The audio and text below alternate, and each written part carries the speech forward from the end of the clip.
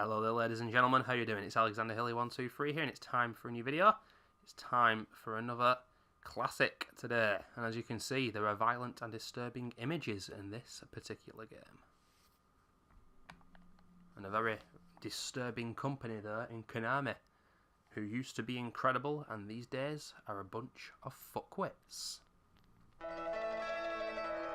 Oh yes, they are. What an intro that is, and what a piece of music.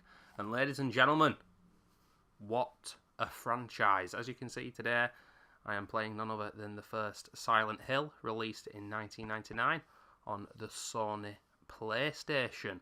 And it's a very interesting series for me, because I've never fully gotten into these games, but like I always say, I myself don't need to have completed and loved these games myself to have put them in the classic series. As a gamer, I just have a look at a series and think of what it has done for gaming, the regard it's held in, the critical acclaim that the game got, not just this game, but any game I'm talking about that I'm not into myself, and I can consider it a classic. And being a huge Resident Evil fan, I don't have to hate the Silent Hill games. I've never preferred them to the Resident Evil games, mainly due to the gameplay, which I think is very clunky. But if you're talking about atmosphere, if you're talking about freakiness, if you're talking about true horror, these games were, I should say, absolutely astonishing. I've played bits and bobs down the years of Silent Hill 1, 2 and 3. I've never played Silent Hill 4, but I've seen a playthrough of it on YouTube by none other than my favourite YouTuber, Mr. G-Star321. If you've never seen Mr. G-Star, please go and check him out. He'll have a whole host of games for you to enjoy, and I'm sure you'll find something you like. My favourite YouTuber, I absolutely love the man. And he's big into his Silent Hill, Resident Evil, Mortal Kombat as well. Fighting games he loves also. But yeah, I think the definitive Silent Hill classic, according to most fans, is the second game. Now, I've played bits of the second game, bits of the third game, and I've played about, I won't say half, I've played around to this area, the hospital, of the first game.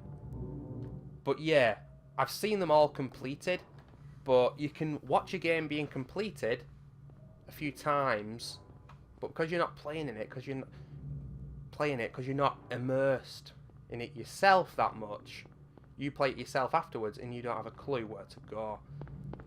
And that's what it's like with the Silent Hill games for me. I should search the hospital. Oh, okay. Because I'm currently stuck here. Like, I don't know where I'm going, I don't know what I'm doing. And I was thinking I'd have to leave the hospital because I saw a gas drill where this drawbridge is in the city. If I can actually get the city map up, I don't think I can here. I can only see the hospital map. But no, I've got to check the hospital before I can leave. But I've searched all rooms and I don't really know where to go and what to do. And I've got to say that I'm really enjoying being stuck, and I'm really enjoying not knowing what to do. It's old school survival horror, ladies and gentlemen, at its very core. And this area of the game in particular is really cool. Now, like I always say, I don't have to have played a game myself to call it a classic, but I remember playing this when I was 9 years old, the year it came out, and I was shitting bricks. But I think I got to around about this area of the game and never got past it, and now I'm aiming to do so. And I really don't want to cheat, but with these old school Resident Evil and Silent Hill games, the interesting dynamic of it is this.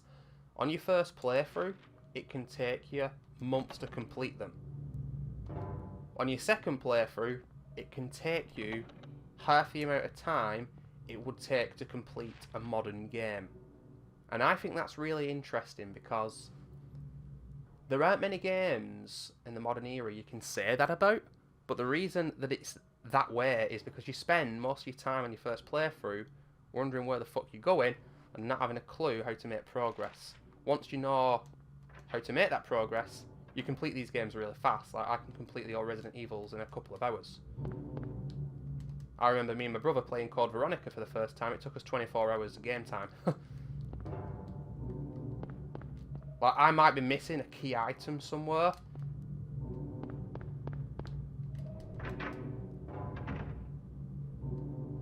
But yeah, like I said, in terms of atmosphere,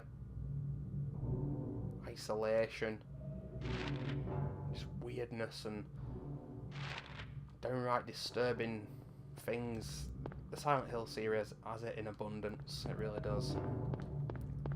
And it's a game series that, although I've never fully loved myself, I feel like there is a chance for me to do so, even though they are old games, which is why I've recently just purchased 2 and 3 HD. Now, the HD collections got a lot of stick when they came out, but they actually patched the PS3 version to fix a lot of the bugs and issues. They didn't do so with the Xbox 360 version, which is still fucked. Oh, there we go!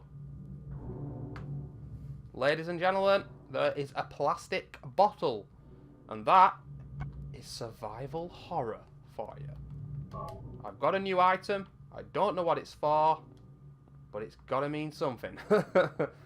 Like, no, I have no idea what that's about, but there is somewhere in the hospital blood on the floor, and I'm going to hazard a guess that maybe I need to scoop that blood up into the plastic bottle. And also, when you make progress in these games, you know that's when enemies can spawn. So I'm a bit wary now. But one thing Resident Evil is nowhere near as good as the old Silent Hill games are the maps. The maps on the old Silent Hill games are really good. The high quality, don't forget this game's 1999 on the PS1. Really high quality, you can see where you are, you can see which rooms you've been in, you can see which rooms are locked. And if you need to get to a certain place, it will circle it on the map. Pretty damn cool. Here you've got the status screen. Now, with your health, it flashes green. It then flashes orange, and when you're nearly dead, it flashes red. Your controller will also vibrate to help you know when you're close to death. Obviously, in the Resident Evil games, you limp when you're close to dying. But you get a handgun in this game, you get a shotgun. I think you might get another gun or two, like a rifle or some shit. You get a few melee weapons, but my god, they're clunky to use. But if you want to conserve ammo. And you also get key items like these, which are used for story progression. But I really, really want to get into these games. I have been tempted, and I'm going to be 100% honest with you guys. I have been tempted to watch Mr. G-Star's playthrough, Here's the Blood, and just watch what he does and copy him, just so I can complete these games and then do them myself. Because I just have a feeling that as soon as I complete these games, I'll want to replay them, because they're the type of games that I adore, but I've never been able to fully get into them. Oh yeah, video game logic! The remaining liquid has been emptied into the plastic bottle. See, I'm making progress here, live on video. So now I've got a bottle full of blood. Oh. So let's just check this. Unknown liquid. Red liquid found. So it's not blood. Red liquid found in a broken vial in the hospital director's room. What the fuck am I meant to do with that? But ladies and gentlemen, I could easily be showing you guys Silent Hill 2 in the classic series. But check out how creepy this is. Down into the basement. I think there's a few enemies here as well. Holy shit. Yeah, there's a few cockroaches, I think. And of course, you've got your flashlight, which you can toggle on and off. And you've got the static of the radio, which tells you when enemies are nearby. All these doors are locked. If you've never played the Silent Hill games, get used to locked doors. I've got these elevators here. And I've got the ability to go up these floors. So So this is going to take me to the first floor where I was before. But the thing is, when I go to the elevator on floor 2 and 3, the next door, or the next doors I should say, are both locked. If you look at the top right there, it's locked. Now how the hell do I get on the second floor and the third floor? Well, what I need is to be able to go up the stairs. But if you look at floor 1, I can't get there because both of those rooms are locked. So there's something we're missing here. But what is it?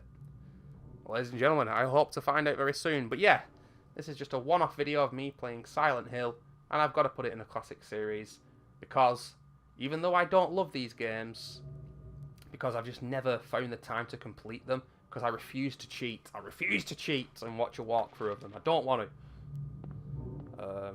I really appreciate them, and I wish there were more games made like this in modern gaming. But yeah, see you guys soon for another classic.